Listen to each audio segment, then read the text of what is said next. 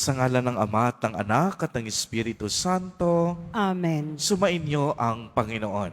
At sumaiyo rin. Mga kapatid kay Kristo at mga katiboto, tayo po ngayon ay nasa ikaunang linggo ng Kwaresma. Tayo pong lahat ay tinipon ng ating Nuestro Padre, Jesus Nazareno, bilang kaanib ng angkan ng Diyos. Tinipon niya ang bawat isa sa atin sapagkat mahal niya tayo. Kaya dumulog po tayo sa ating maawaing Panginoon na nagpapatawad ng lubos. Inaamin ko sa makapangyarihang Diyos At sa inyo, mga kapatid, nalubha akong nagkasala sa isip, sa salita at sa gawa, at sa aking pagkukulang, kaya isinasamo ko sa mahal na Birheng Maria, sa lahat ng mga anghel at mga banal, at sa inyo, mga kapatid, na ako'y ipanalangin sa Panginoong ating Diyos. kaawaan tayo ng makapangyarihang Diyos, patawarin tayo sa ating mga kasalanan at patnubayan tayo sa buhay na walang hanggan. Amen.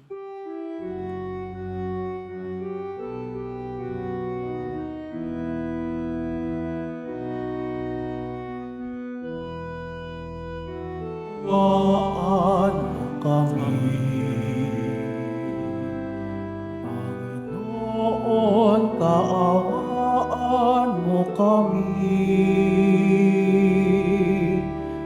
Kristo, kaawaan mo kami. Kristo, kaawaan mo kami. Panginoon, kaawaan mo kami. Panginoon, kaawaan mo kami. Manalangin tayo.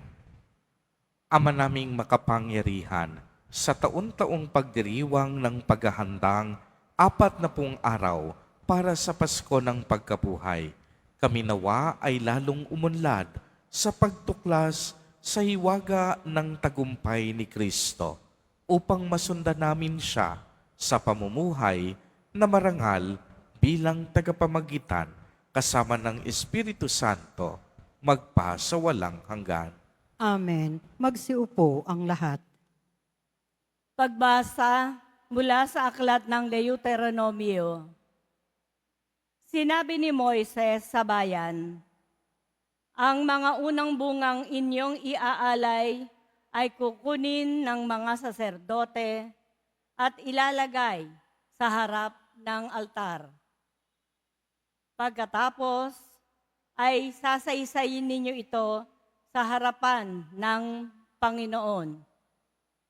Isang paggalagalang Arameo ang aming ninuno. Maliit ang kanyang sambahayan nang magpunta sila sa Ehipto upang doon makipamayan. Ngunit dumating ang panahon na ang angkan niya ay naging malaki at makapangyarihang bansa. Hindi mabuti ang ginawang pakikitungo sa amin ng mga Ehipsyo. Pinahirapan nila kami at inalipin. Kaya dumulog kami sa inyo, Panginoon, Diyos ng aming mga ninuno, at dininig ninyo kami. Nakita ninyo ang aming pagdurusa, ang kahirapan at kaapihang dinaranas. Sa pamamagitan ng inyong kapangyarihan, ng mga kakilakilabot na gawa at mga kababalaghan, inalis ninyo kami sa Ehipto at dinala sa lupaing itong sagana sa lahat ng bagay. Kaya, narito ngayon, Panginoon, ang unang bunga ng aming mga pananim sa lupaing ibinigay mo sa amin. Pagkasabi noon, ang dala ninyo ay ilalapag sa harap ng altar. Saka kayo luluhod upang sambahin ang Panginoon. Ang salita ng Diyos. Salamat sa Diyos. Poon, ako'y samahan sa dusa at kahirapan. Puon ko, ako'y samahan sa dusa at kahirapan. Siyang naghahangad ng pagkupkop ng kataas-taasan ay nananatili sa kalinga niyong makapangyarihan. Makapagsasabi sa kanyang Panginoon, Moog ka at tahanan. Ikaw ang aking Diyos, ang Diyos na tangi kong pinagtiwalaan. Puon ko, ako'y samahan sa dusa at kahirapan. Di mo aabuting ika'y mapahamak at walang daratal kahit anong uring mga paghihirap sa iyong tahanan. Susuguin niya ang maraming anghel, silang susubaybay. Kahit saang dako, ikaw maparoon, tiyak iingatan. Puon ko, ako'y samahan sa dusa at kahirapan. Sa kanilang palad ay itatayo ka at silang magtataas, nang hindi masaktan ang mga paa mo sa batong matalas. Kahit ang tapakan mo ay mga leon, ahas na mabagsik, di ka maaano sa mga serpiente, leong mababangis. Puon ko, ako'y samahan sa dusa at kahirapan. Ang sabi ng Diyos, aking ililigtas ang tapat sa akin. At iingatan ko ang sinumang taong ako'y kikilalanin. Pag sila'y tumawag, laging handa ako na sila'y pakinggan. Aking sasamahan at kung may hilahil ay sasaklolohan. Aking ililigtas at ang bawat isa ay pararangalan. Puon ko, ako'y samahan sa dusa at kahirapan.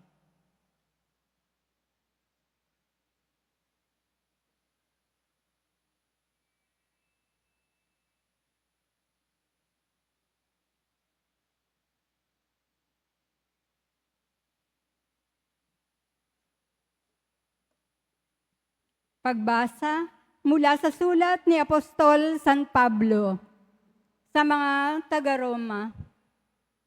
Mga kapatid, ito ang sinasabi ng banal na kasulatan. Malapit sa iyo ang salita, nasa iyong mga labi at nasa iyong puso. Ibig sabihin ang salitang pinangangaral namin tungkol sa pananampalataya.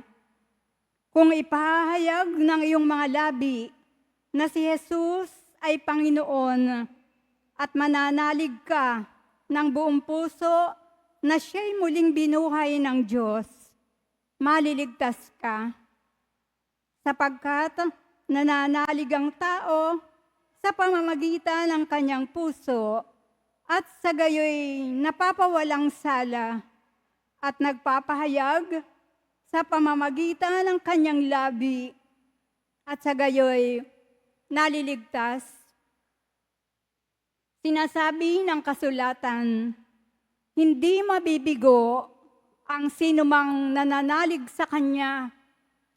Walang pagkakaiba ang katayuan ng Hudyo at ng Griego. Iisa ang Panginoon ng lahat at siya ang nagkakaloob ng kanyang kayamanan sa lahat ng tumatawag sa kanya.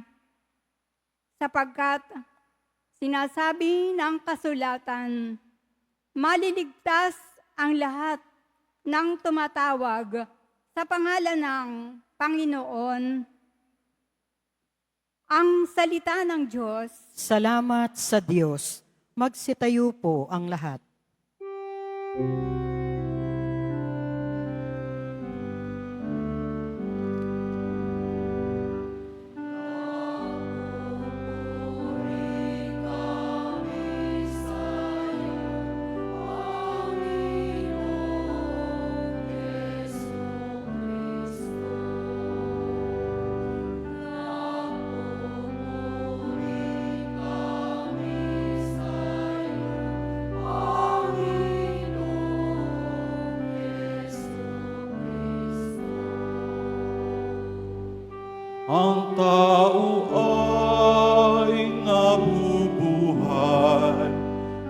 di lamang sa tinapay, kundi sa salitang mahal mula sa bibig na banal ng Ama nating may kapal.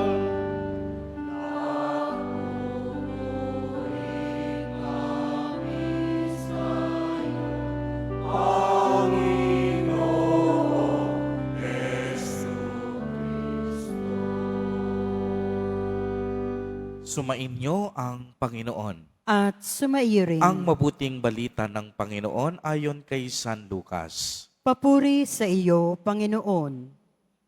Noong panahong iyon, umalis si Jesus sa Hordan, puspos ng Espiritu Santo. Dinala siya ng Espiritu doon sa ilang at sa loob ng 40 araw ay tinukso ng diablo. Hindi siya kumain sa buong panahong iyon, kaya't gutom na gutom siya. Sinabi sa kanya ng diablo, kung ikaw ang anak ng Diyos, iutos mo na maging tinapay ang mga batong ito. Ngunit sinagot siya ng Diyos, nasusulat, hindi lamang sa tinapay nabubuhay ang tao. Dinala siya ng diablo sa isang napakataas na lugar at sa isang saglit ay ipinakita sa kanya ang lahat ng kaharian ng sanlibutan.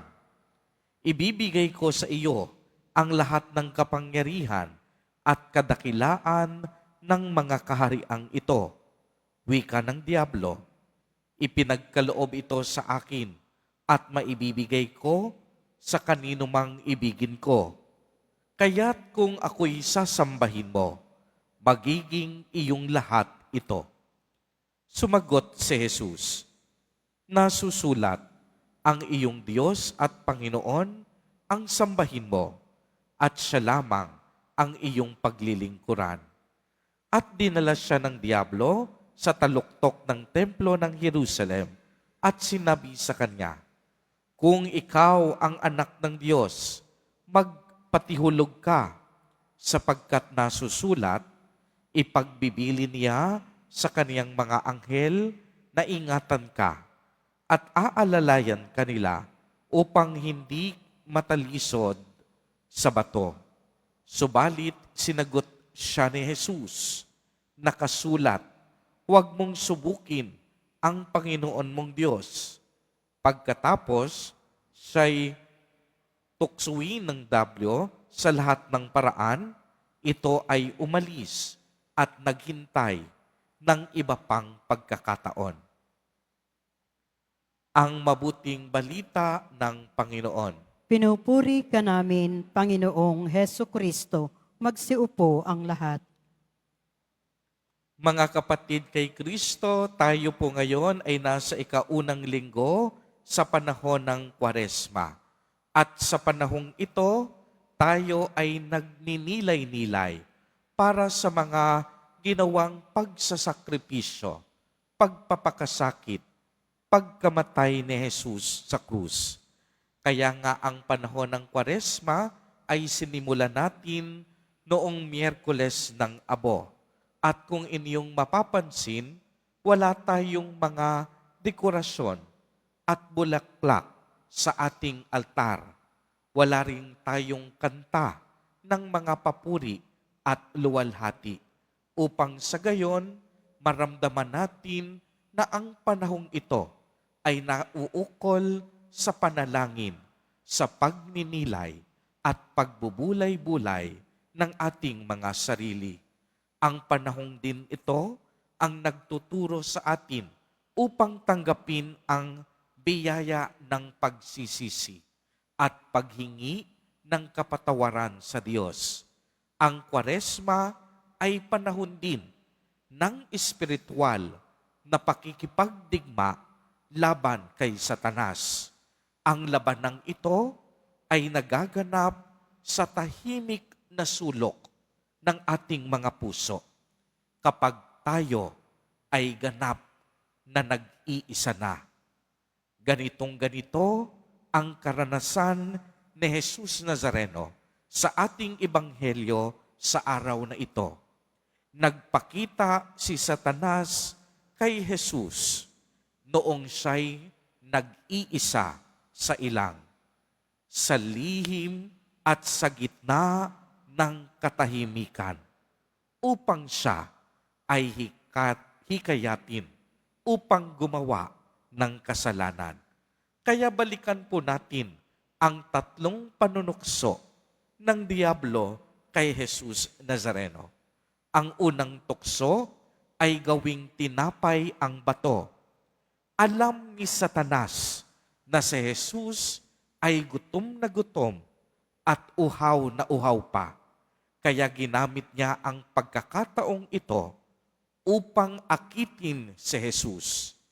Gagamitin ba ni Jesus ang kaniyang banal na kapangyarihan upang malunasan ang kaniyang pagkagutom? O kaya kakatig siya sa panghikayat ng masamang espiritu upang maibsan ang kaniyang pagkagutom? Subalit kapansin-pansin ang tugon ni Jesus Nazareno. Ang tao hindi dapat mabuhay sa tinapay lamang, kung hindi sa bawat salitang namumutawi sa bibig ng Diyos. Dito, tinuturo sa atin na kailangan natin ang salita ng Diyos upang lumago, hindi lang sa ating pisikal na buhay, ngunit higit sa lahat para sa ating espiritual na buhay.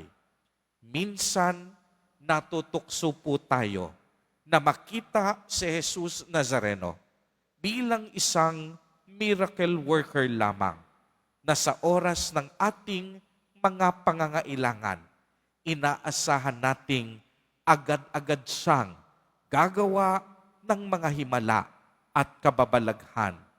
Naway malampasan natin ang pang-aakit at tuksong ito. Sa halip, pag-aralan natin, saliksikin at pagnilayan ang salita ng Diyos upang malaman natin ang tunay na kalooban ng Ama, sapagkat ang salita ng Diyos ay makapangyarihan. Ito ang bukal ng ating pag-asa. Ang salita ng Diyos ang magpapalakas din sa ating matamlay na pananampalataya.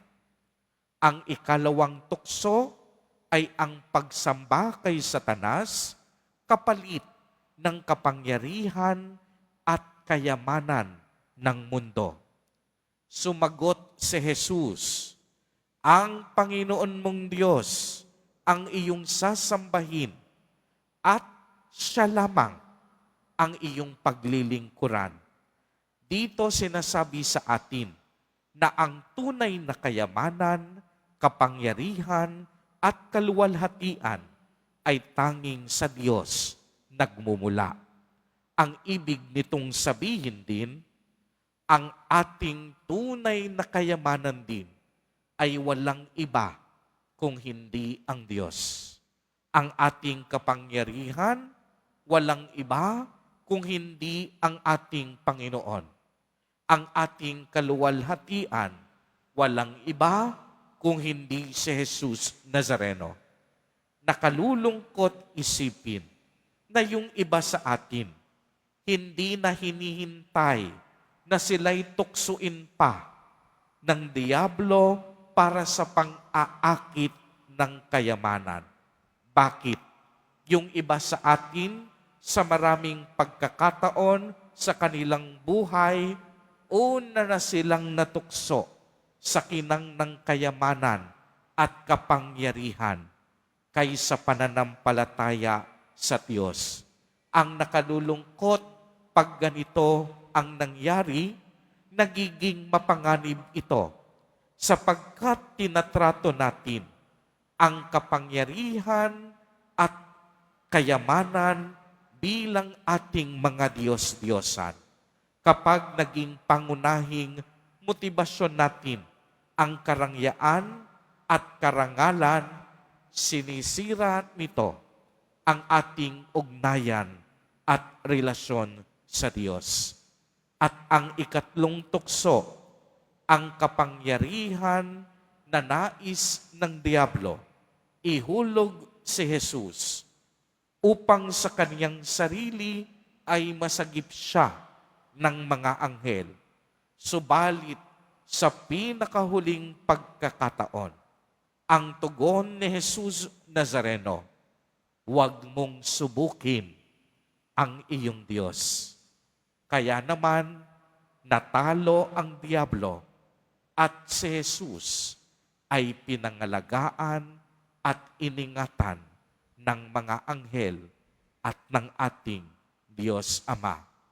Sa puntong ito, ang magandang katanungan, paano po natin pinaglalabanan ang mga tukso at pang-aakit ng kasamaan? Gawin po nating ehemplo at modelo si Jesus Nazareno. Paano niya nagapi ang panunukso? Si Jesus nanalangin.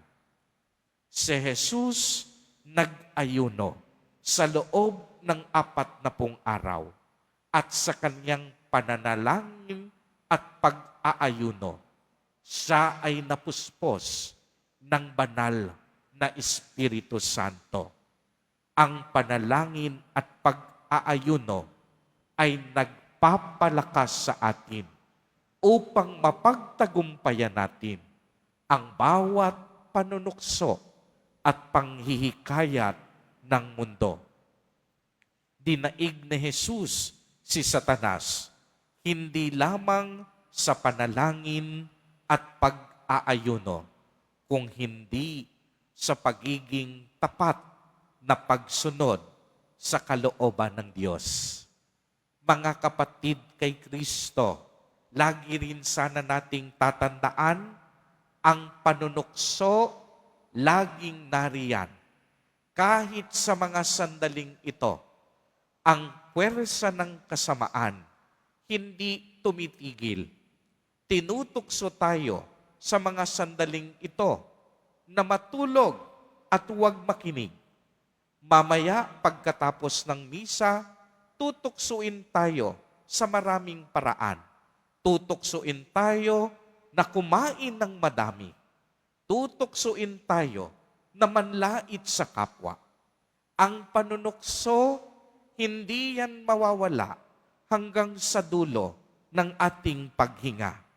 Kaya dapat matatag tayo upang panlabanan ang mga pang-aakit na ito. Tatandaan natin ang mga tukso, hindi pa yan kasalanan. Magiging kasalanan kung mahuhulog tayo sa mga ito at ito ay ating gagawin. Mga kapatid kay Kristo, maging matalino tayo. Ang demonyo, doble kayod sa panunukso sa atin upang matisod tayo sa mga kasalanan. Ngunit, huwag tayong matatakot. Ang grasya, ang kapangyarihan ng Espiritu Santo mas malakas kaysa anumang panunukso ng masamang espiritu. Ang mahalaga, tandaan natin ang ginawa ni Jesus Nazareno. Manalangin at mag-ayuno tayo. Amen. Tumayo po ang lahat at ating ipahayag ang ating pananampalataya. Sumasampalataya ako Sa Diyos amang makapangyarihan sa lahat, na may gawa ng langit at lupa. Sumasampalataya ako kay Hesu Kristo, iisang anak ng Diyos, Panginoon nating lahat. Nagkatawang tao siya lalang ng Espiritu Santo, ipinanganak ni Santa Mariang Birhen, pinagpakasakit ni Poncio Pilato, ipinako sa krus, namatay, inilibing, nanaog sa kinaroroonan ng mga yumao, nang may 3 araw, nabuhay na maguli, umakyat sa langit, naluluklok sa kanan ng Diyos, amang makapangyarihan sa lahat. Doon magmumulang paririto at huhukom sa nangabubuhay at nangamatay na tao. Sumasampalataya naman ako sa Diyos Espiritu Santo, sa banal na simbahang katolika, sa kasamahan ng mga banal, sa kapatawaran ng mga kasalanan, sa pagkabuhay na muli ng nangamatay na tao, at sa buhay na walang hanggan. Amen. Hinihiling namin sa iyo ngayon, Ama, na patuloy mo kaming gabayan upang mapaglabanan namin ang mga tukso sa aming buhay. Sa bawat panalangin ang itutugon, Panginoon, patatagin mo kami sa iyong pag-ibig. Panginoon, patatagin mo kami sa iyong pag-ibig. Para sa mga namumuno sa simbahan, makasumpong nawa sila ng lakas kay Jesus, na sa tuwing sila'y nasa bingit ng pagsuko, sa tuksong mamuhay ng taliwas sa Ebanghelyo. Manalangin tayo. Panginoon, patatagin mo kami sa iyong pag-ibig. Para sa mga namumuno sa ating pamahalaan, pukawin mo nawa sila ng iyong dakilang pag-ibig upang gamitin nila ang kaba ng bayan sa mga programang kapakipakinabang sa mamamayan. Manalangin tayo. Panginoon, patatagin mo kami sa iyong pag-ibig. Para sa mga naghahanda para sa pagtanggap ng binyag, tulad ng ating Panginoong Hesus, lagi nawa naming piliin ang tama, mabuti at kalooban ng Diyos sa tuwing humaharap sila sa tukso ng demonyo. Manalangin tayo. Panginoon, patatagin mo kami sa iyong pag-ibig. Para sa kapatid naming pumanaw, habagan mo nawa sila upang ganap silang makasapit sa buhay na walang hanggan. Manalangin tayo. Panginoon, patatagin mo kami sa iyong pag-ibig. Sa ilang sandali ng katahimikan, ating ipanalangin ang iba pang mga pangangailangan ng ating pamayanan, gayon din ang mga intensyon na inialay sa ating misa sa araw na ito, at isama rin natin ang ating mga pansariling kahilingan. Manalangin tayo. Panginoon, patatagin mo kami sa iyong pag-ibig. Isama po natin sa ating mga panalangin ang mga kapatid at kadiboto natin na nagdiriwang ng kanilang kaarawan sa araw na ito. Ang mga mag-asawang nagdiriwang ng anibersaryo ng kanilang mga kasal. Ang mga kaibigan at kamag-anak natin na may sakit at may malubhang karamdaman. Gayon din ang mga pamilyang nagugutom at walang makain. Naway ingatan, patnubayan at basbasan silang lagi ni Jesus Nazareno. Manalangin tayo. Panginoon, patatagin mo kami sa iyong pag-ibig. Ama, ikaw ang aming matibay na tanggulan sa harap ng bawat tukso't panganib. Patuloy mo nawa kaming isang galang at patnubayan upang makapamuhay kaming banal at naaayon sa iyong salita. Hinihiling namin ito sa pangalan ni Jesus Nazareno na aming Panginoon. Amen. Magsiupo ang lahat.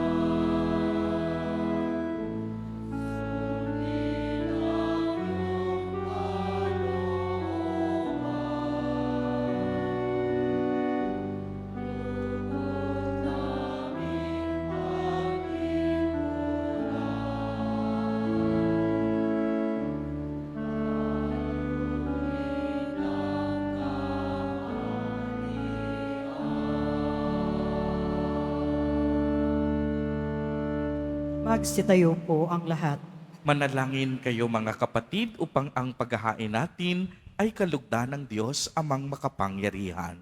Tanggapin nawa ng Panginoon itong paghahain sa iyong mga kamay, sa kapurihan niya at karangalan sa ating kapakinabangan at sa buong sambayanan niyang banal. Ama naming lumikha, gawin mong kami maging marapat maghain sa pagdiriwang namin ngayon ng pagsisimula ng banal na panahon ng 40 araw na paghahanda para sa Pasko ng pagkabuhay sa pamamagitan ni Jesucristo kasama ng Espiritu Santo magpa sa walang hanggan. Amen. Sumainyo ang Panginoon. At sumaiyo rin. Itaas sa Diyos ang inyong puso at diwa. Itinaas na namin sa Panginoon. Pasalamatan natin ang Panginoong ating Diyos. Marapat na siya ay pasalamatan. Ama naming makapangyarihan, tunay ngang marapat na ikaw ay aming pasalamatan sa pamamagitan ni Jesucristo na aming Panginoon. Ang kaniyang 40 araw na pagtitiis ng kagutuman ay nagbibigay kahulugan sa panahong ito ng pagpapakasakit para sa kapwa-tao. Kaya kaisa ng mga anghel na nagsisiawit ng papuri sa iyo nang walang humpay sa kalangitan, kami nagbubunyi sa iyong kadakilaan.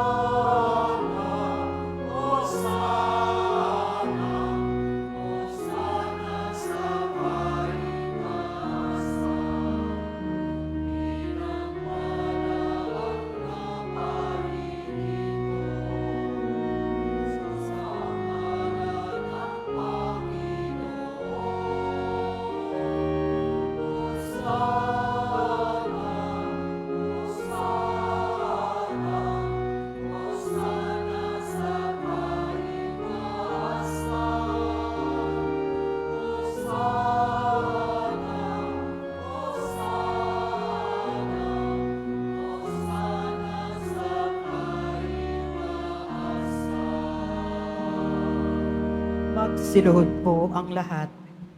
Ama naming banal, ikaw ang bukal ng tanang kabanalan. Kaya't sa pamamagitan ng iyong Espiritu, ay gawin mo pong banal ang mga kaloob na ito upang para sa amin ay maging katawan at dugo ng aming Panginoong Jesucristo. Bago niya pinagtiis ang kusang loob na maging handog, hinawakan niya ang tinapay, pinasalamatan kaniya, pinagati-hati niya iyon, iniabot sa kaniyang mga alagad at sinabi, tanggapin ninyong lahat ito at kanin. Ito ang aking katawan na ihahandog para sa inyo.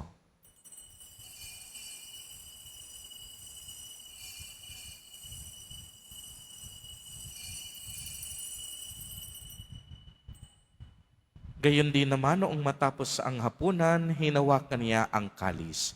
Muli kaniyang pinasalamatan. Iniabot niya ang kalis sa kaniyang mga alagad at sinabi, tanggapin ninyong lahat ito at inumin.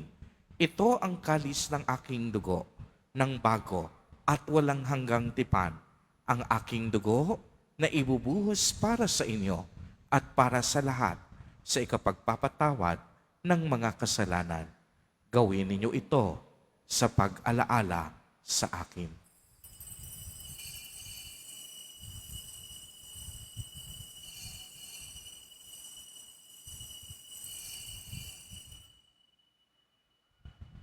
Magsitayo po ang lahat.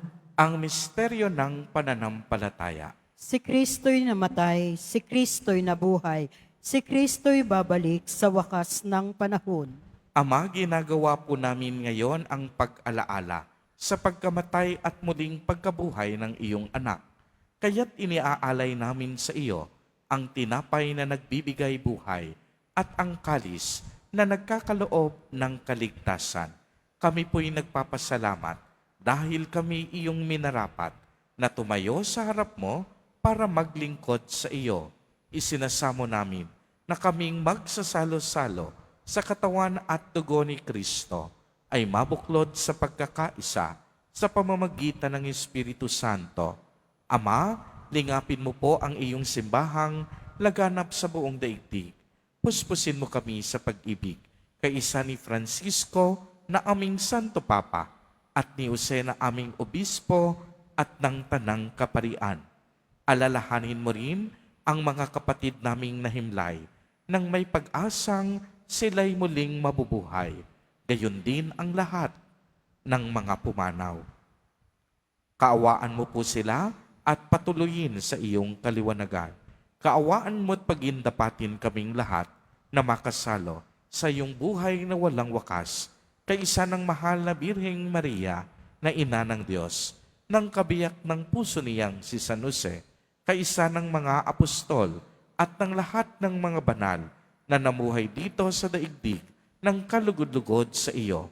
Maipagdiwang nawa namin ang pagpupuri sa ikararangal mo sa pamamagitan ng iyong anak na aming Panginoong Hesukristo. Sa pamamagitan ni Kristo, kasama niya at sa Kanya, ang lahat ng parangal at papuri ay sa iyo, Diyos amang makapangyarihan, kasama ng Espiritu Santo, magpa sa walang hanggan.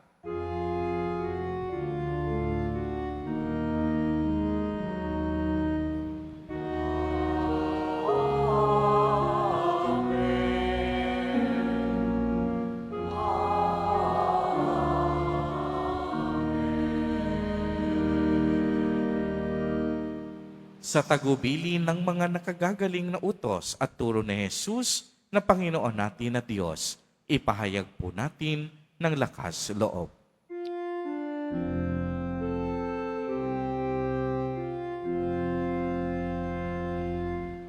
Ama namin, sumasalangit ka, sambahin ang ngalan mo. Mapasa amin ang kaharian mo, sundin ang loob mo. Dito sa lupa para ng sa langit, bigyan mo kami ngayon ng aming kakanin sa araw-araw, at patawarin mo ang aming mga sala para ng pagpapatawad namin sa nakakasala sa amin. At huwag mo kami ipahintulot sa tukso, at biyadyan mo kami sa lahat ng masama.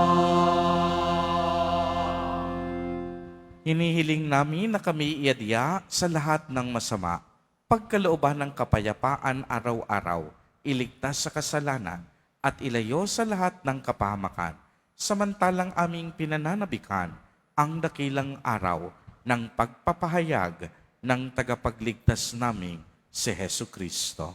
Sapagkat iyo ang kaharian at ang kapangyarihan at ang kapurihan magpakailanman. Amen. Panginoong Hesukristo, sinabi mo sa iyong mga apostol, kapayapaan ang iniiwan ko sa inyo, ang aking kapayapaan ang ibinibigay ko sa inyo.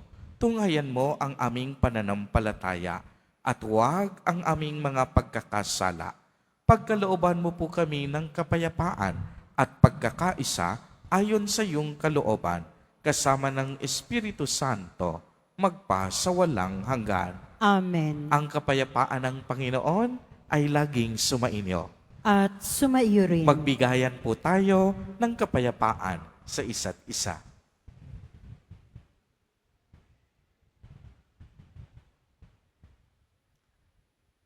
Kordero ng Diyos na nag-aalis ng mga kasalanan ng sanlibutan, maawa ka sa amin. Kordero ng Diyos na nag-aalis ng mga kasalanan ng sanlibutan, maawa ka sa amin. Kordero ng Diyos na nag-aalis ng mga kasalanan ng sanlibutan, ipagkaloob mo sa amin ang kapayapaan. Magsiluhod po ang lahat.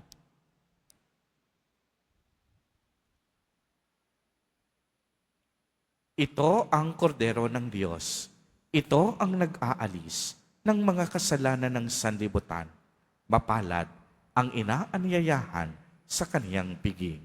Panginoon, hindi ako karapat-dapat na magpatuloy sa iyo, ngunit sa isang salita mo lamang ay gagaling na ako.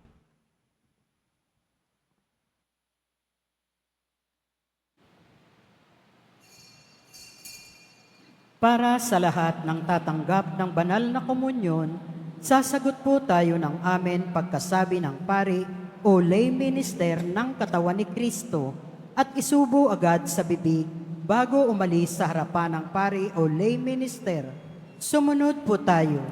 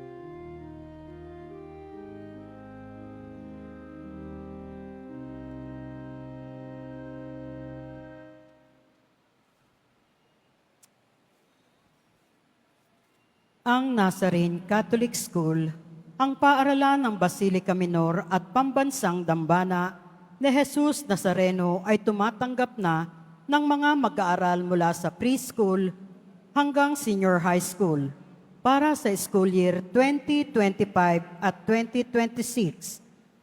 Sa mga mag-aaral na papasok para sa grade 1 at grade 7, ang paaralan po ay magbibigay ng libreng mga libro sa darating na pasukan.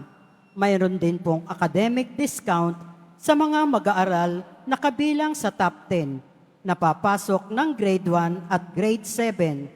May matatanggap na 13,000 ESC subsidy. Ang mga grade 7 na patuloy na matatanggap hanggang sa sila ay makarating sa grade 10. Bukod pa po dito, ang lahat ng mga mag-aaral na papasok bilang grade 11 mula sa public school ay maaari pong mag-enroll ng libre at walang babayaran hanggang sa siya ay matapos ng senior high school. Para sa karagdagang informasyon, tulong pang-edukasyon, pinansyal, diskwento at mga scholarship, maaari po kayong mag-message sa Nazarene Catholic School Facebook page o tumawag sa mga sumusunod na numero na nakapaskil sa ating LED screen. Mga paalala sa mga nagsisimba, pagkatapos ng misa, wiwisikan po ng bahal na tubig ang Pagkatapos ng misa, ang pagwiwisik po ng banal na tubig ay magaganap sa labas ng ating simbahan. Pinakikiusapan ang lahat ng inyong labasan o exit ay sa Quezon Boulevard o sa Plaza San Juan lamang. Iwasan po natin ang magtulakan. Sumunod po tayo. Maraming salamat po sa inyong pagdalaw at pagsisimba sa Basilica Minor at Pambansang Dambana ni Jesus Nazareno. Magsitayo po ang lahat. Manalangin tayo.